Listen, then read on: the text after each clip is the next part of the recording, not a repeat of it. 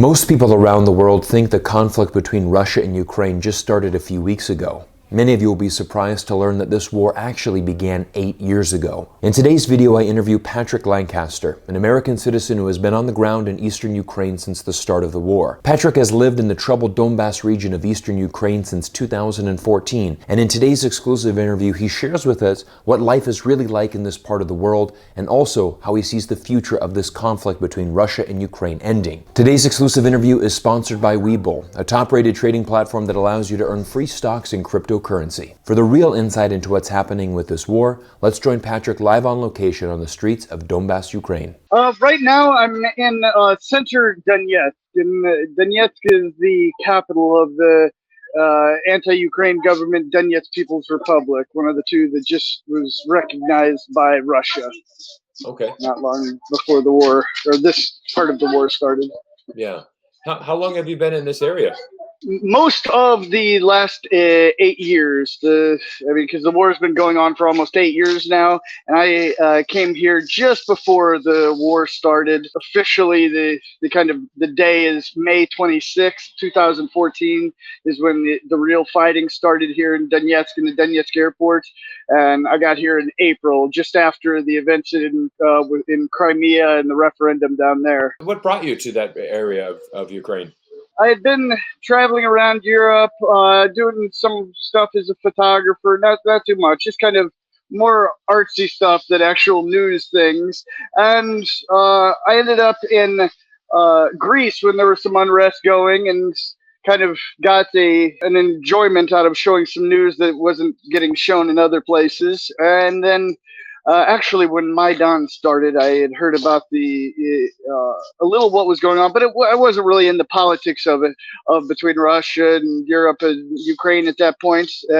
But I was seeing some interesting photos coming out, and I thought, oh, that might be interesting to see what's really going on. But then it kind of fizzled down, and then once Crimea started to develop, I decided, okay, I want to go there and kind of check it out and see what the real situation is with my own eyes, and see if I can help share some of that information.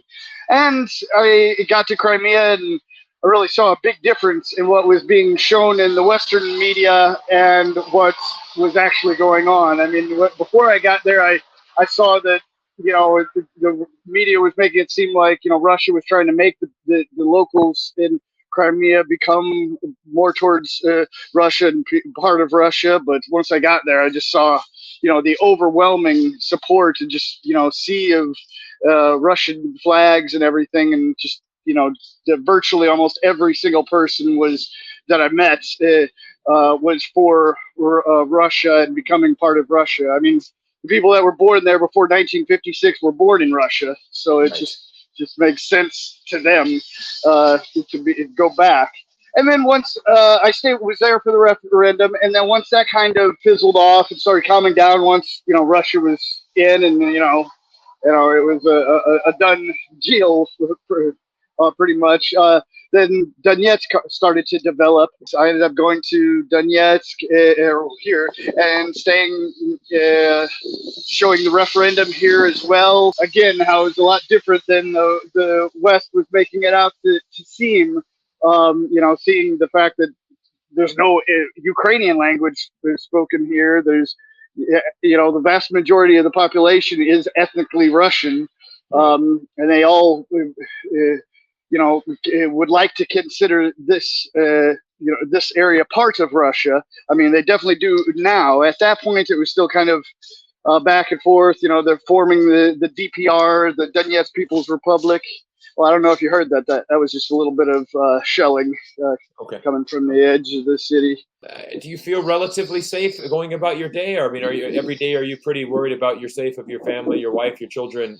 How does that work for you? Okay, we're here in the center, and we're staying very safe as possible even though I go to the front every day to report, we still, take precautions and things. I mean, there at the beginning of the war, we were putting the mattresses up against the windows and things just to stay safe, but we're taking all precautions. Now, you said the vast majority of people there are ethnically Russian. There's Russian flags. People are speaking Russian. What about the Ukrainian people there? I mean, is there a small minority of local Ukrainians that also live there? And when that switched and it went, when it officially turned to Russia, how was the local sentiment? Was a lot of people happy about that? And then how about that for the local Ukrainians that were there? I know that there's still some say that were speaking Ukrainian or that are ethnically Ukrainian. How did they feel? Did they move out of that region, or are they still there? How does that work? Well, yeah, there's definitely a minority of other people besides the ethnically Russian, even not only Ukrainians. There's the Crimean Tatars as well. But as far as the Ukrainians, they still all speak Russian, and they did before the referendum and Russia taking over. But some of them did choose to leave, like some of the police force and the military that was there. Not all of the military, but it was kind of an interesting time because the Crimean switched over without any real wars. I mean, absolutely no war down there. There was a few shots here and there with some of the bases and things, but I mean, for all intents and purposes, Crimea made a turnover without any real fighting. And people were free to leave if they wanted, to stay if they wanted. Okay. And all people who stayed were able to get Russian citizenship. And yes, the people were extremely happy. And I've gone back to Crimea every year. Well, except for 2020. But every year besides that, back to Crimea. For one, to do a little reportage and see how the situation is, and just to have a little vacation in the summer as well, because really amazing beaches there, really a nice place. So basically what you're saying is when that switched over to officially becoming part of Russia, there really wasn't a lot of turmoil there. Most of the people there were ethnically Russian. They were able to get Russian citizenship. Everyone there speaks Russian already. So it's a very easy transition, more or less. And right now it's been pretty peaceful over the last few years in Crimea. You go back every summer, nice beaches, nice holiday. So that's a good insight, I think, for people better understanding that. Tell us more about this eastern part of Ukraine, the Donbas region that we hear about, because we know that there has been a lot of conflict there for the past 8 years. And I think it's a very similar setup. Is it right? Similar to Crimea, there's a tremendous amount of ethnic Russians. Mostly Russian language is being spoken in this region. Do you see a similar sentiment where people are wanting to have the same thing as Crimea? But would they want to be part of Russia? They want to be cut off from Ukraine and part of the Russian Republic? Well, I will tell you with one thing. The locals that live here do not consider this part of Eastern Ukraine. Anymore. Yeah, that's something that kind of went out the window after the referendum 8 years ago, and especially now that all this new developments are happening, especially with the recognition from Russia. And over the last 2 years, Russia has been issuing Russian passports and citizenships to the locals here. So yeah, I mean, these people have been living under 8 years of war. That's what a lot of people in the West don't realize is, Russia is invading Ukraine right now, but that's not the start of the war. The war started in 2014, and these people here in Donetsk have been under intense attack year after year from Ukrainian territory. They've been fighting back, of course, but they started this with protests in 2014 after Maidan and after Crimea, and a lot of them hoped and prayed that after seeing what happened in Crimea, that Russia was able to absorb Crimea again. They thought the same thing was going to happen here. Once they did their referendum, they put up their borders. But unfortunately, once they did all that, they put up their borders, Ukraine said, no, we're not going to let that fly. And this 8-year war ensued with thousands and thousands of civilians dying. I mean, I've been working here on this side of the contact line in the anti-Ukraine government territory, so I've only been able to show what happens here. But what I've seen here with my own eyes is indiscriminate shelling of civilian areas year after year by Ukrainian forces. It could indiscriminate and targeted. In fact, just last month, there was 2 electric plants, civilian electric plants, targeted by Ukraine forces. Now that the war is really hot, attacks are coming in every hour. I mean, the only thing that's being shown in the West is the results of Ukrainian or Russian attacks on Ukraine. But what the West isn't showing is every day here in Donetsk there is attacks from Ukraine-controlled territory, Ukraine attacking the civilian population here.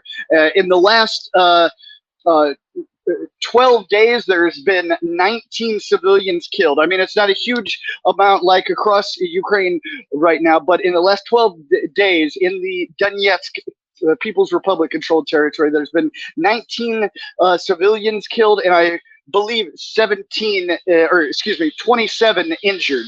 And these are results of Ukrainian attacks on mostly civilian areas. Of course, battle's been raging on the front line since this new development happened, and even before. So, you know, a lot of the shells are hitting civilian areas, and I assume a lot are hitting military areas as well. Those aren't as free to report on as the other ones. But I'm hitting the front every day, showing what I can of the situation. But yeah, that's what the West doesn't realize is the effect the toll has taken on the people here in Donetsk and across this whole what they call what the West calls the Eastern Ukraine area. I mean, the civilian population, there's still some on the streets here, walking. I'm in the center of Donetsk, but I mean, these people are war hardened, and I'm not sure if you can notice from afar, but most of the people that are walking around now are all women, children, or elderly, because all of the men of military age have been mobilized to go to the war. This isn't just the Russian military that's at this war. The entire male population of these republics, both the Donetsk and Lugansk People's Republics, have been mobilized, or you can say drafted or conscripted, or however you want to put it, to go to the front and fight.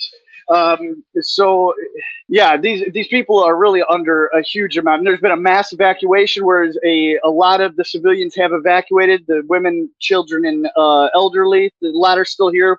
They didn't want to leave without their men, but a lot of evacuated. No, we really appreciate your insights into the region. Now, when you say that the locals have been, all of the men that are in fighting age have been recruited, now are you saying that they're now fighting for Russia, and they're in fact trying to push back against Ukrainian forces to stabilize that area and to take back, to basically make that Russian territory? Yeah, yes, and no.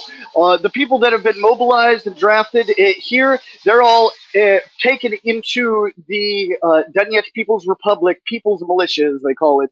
Okay. And that is working in conjunction with the Russian military at this point. Right. And honestly, now that all this is happening with the militaries going in, it's kind of hard to tell sometimes the difference, because I've been going to the front every time, and it seems to me that I've been seeing mainly the DPR military forces. Just in my opinion, and I honestly hate to put a lot of my own opinions that aren't facts into my reports, but it seems that Russia is more hitting the inland parts of Ukraine and kind of moving towards the republics, and it seems like they almost are giving the job of taking the original Donetsk People's Republic and Lugansk People's Republic territories. They're giving that to the job of the local armies. I'm just saying this because it's kind of the feeling that I've been getting, because the Donetsk and Lugansk People's Republic militaries are younger. You can kind of tell a difference that, they're just not as, militarized and, and proper. But I mean, over the last 8 years, this republic, they started as protesters, but they've made a government here, made a military, and it's turned into two real countries. And I mean, they've got everything going, the economic structure, the infrastructure, everything now is changing. And to get back to your last question before I got off on the tangent, was about people wanting to become Russia. People already consider this part of Russia now, especially because they're recognized by Russia. They're just waiting. They're just waiting for Russia to say, okay, you're part of Russia now. They look at everything as a stepping stone. First was having the referendum. It didn't come as quick as they thought it would after that, being part of Russia. But then Russia issuing passports to the locals here. And before that, issuing their own passports, because there is the Donetsk and Lugansk People's Republic passports. After that came Russian passports. And then a few weeks ago, the official recognition of the republics by Russia. And everybody thinks the next step is going to be the republics being part of Russia, or the republics staying part of Ukraine. But this Ukraine, as we all know, is going to be a totally different Ukraine. Whatever happens, it's not going to be anything like it was before. Yeah, I have a question about that. I mean, from my perspective, I see these two breakaway regions that are ethnically very very Russian influenced. They ethnically they feel Russian, they speak Russian, they have Russian passports now. Essentially, these two regions want to be part of Russia, which potentially could happen. Now, do you think that Putin's war, against Ukraine, is this really just about these two regions? In my mind, why wouldn't Putin enter in and just try to take these two regions away, as opposed to bombing the entire country? Do you think that Putin wants more? Does he want all of Ukraine? Is that really his end game here, is to try to take over the entire country? It's a good question, because when the 12 days ago, when the war started, everybody was shocked. I was shocked. I've been here for 8 years most of the time, and everybody is shocked about how this is playing out. Because at max, the majority of journalists, people that have been here on this side of the contract, in the know of what's happening, what's been happening, see the toll this has had on the people, and what the Russian ideas are and things. When this hit Kiev and hit the west of Ukraine, everybody's in shock. Everybody thought it was just going to go as far as Donbas, the Lugansk and Donetsk regions, basically the original borders of the republics before Ukraine came and took back over half of the republic. It's really unclear. I would think the majority of people are thinking that he's just making sure that the attacks on these republics aren't going to continue. It's just all speculation. I hate to put false opinions out that I'm not sure how this is going to play out. I don't personally think he's going to take over Ukraine. I think the existing government in Ukraine is through. There's going to be another government put in place. How far it's going to go, I can't say. But it is a fact that if Ukraine would have left these republics, Donetsk and Lugansk republics, alone, and stopped attacking when they over and over again had a ceasefire, if Ukraine would have let them break away peacefully, Ukraine would not be in the state it is right now. That is a fact. So it was really just about these two breakaway regions and just a territorial fight over that. Obviously, Ukraine doesn't want to give up part of its nation. Russia does view that regions as part of Russia. And you have a local population that agrees with that. Then they're thinking ethnically, culturally, language-wise, they're all Russian. So it's a very complicated situation. I mean, I think there's an interesting thing that Putin said a few days ago in a press conference, that he said, "I will never abandon my conviction that Russians and Ukrainians are one people," which is quite a bold statement to make, meaning that, I wonder if Putin actually looks at Ukraine as a sovereign nation, or if he really feels that the entire country should go back to Russia, and if that's really his end game. Yeah, I don't think it's going to bring it. I think Ukraine will stay a pro-Russian country after this war, is what I think is going to happen. Okay. I don't think there's any chance of Ukraine will be joining NATO after this, or even thinking about joining the European Union. And Right. I think that has a lot to play with it as well. But the roots come from these republics that wanted to have self-determination, and Ukraine and the West did not want to give them that option. Gotcha.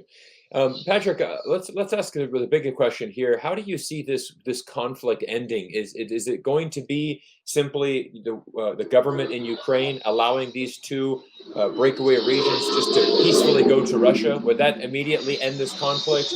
Would it be a guarantee from Ukraine that they will never join NATO? Is that going to be the end to this conflict? How do you see, most importantly, the end of this unfortunate conflict playing out? Russia has told Ukraine that if Ukraine recognizes that Crimea is part of Russia and recognizes the independence of these republics, Lugansk and Donetsk, and as well agrees and guarantees there will be joining no foreign bloc, assumably referring to NATO and European Union, then the fighting will immediately stop. That is the newest promise from Russia. I don't think they're going to accept it, but I think it would save a lot of lives if they did. But I don't think the West will let them accept it, because if Ukraine officially says that Crimea is part of Russia and the republics are independent, then the West will have to admit that as well. And then the West will not let Russia take that win. And I don't think Ukraine can do that without the okay of Russia. I'm not trying to sound too much of a conspiracy theorist, but that's just the fact that we're in right now. With the support that Ukraine gets from the West, there are certain things that they have to listen to and have to abide by. So it's really hard to see how this can play out and how this can end. But it could end at any time, or it could go for another 8 years. That's what I've learned in the several wars that I've reported in, is you never know what's going to happen. Things can just stop in the next 5 minutes with some surprise agreement, or they could drag on for years and years and years and years. I've been here watching this war go on for years, even though the world thinks it's only been a less than 2 week war. I've been here for 8 years showing this war. Patrick, I want to thank you so much for joining today and really sharing your insights. I mean, you're an American that's been living in Eastern Ukraine, or this breakaway region, for 8 years now. You have a tremendous amount of experience. And how can everybody follow your journey? What's the best way? Well, the main way is Patrick. Just search my name, Patrick Lancaster, on YouTube, and I'm the first one that comes up. At the rate that YouTube is banning channels, I hope I'll be the first one up for quite a while, but we'll see. But on Twitter, at PL News Today, or as well search Patrick Lancaster Works. Everyone, I want to thank you for watching today's exclusive interview with Patrick Lancaster. He's a fellow American citizen who, again, I consider a very valuable resource when we're trying to learn about the complexities of this conflict between Russia and Ukraine. As I always advocate, it's really important that you spend time with people on the ground, as they can share with everybody some genuine insights that you will not be able to find on mainstream media. This is a big thing of what I do on this channel. I try to bring in experts that have really some amazing insights to help us all better understand the situation. And I also want to thank WeBull for sponsoring today's exclusive interview. WeBull is a trading platform that I personally use to manage my stocks and cryptocurrencies. And what's really amazing right now is that they're running a fantastic promotion.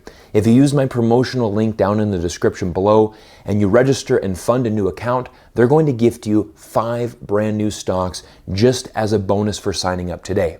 In addition, if you register to trade cryptocurrencies and complete at least one crypto trade, they're also going to gift you $5 of cryptocurrency. This is an amazing time to get started in investing, as again, a lot of people around the world are beginning to worry about the future, and when there's a lot of fear in the markets, usually there's some amazing stocks at a very good price. And if you're looking for a trading platform, please give WeBull a try. This is a product that I personally use and fully endorse. As always, thank you all for your continuous and amazing support, and I look forward to seeing you all in the next video.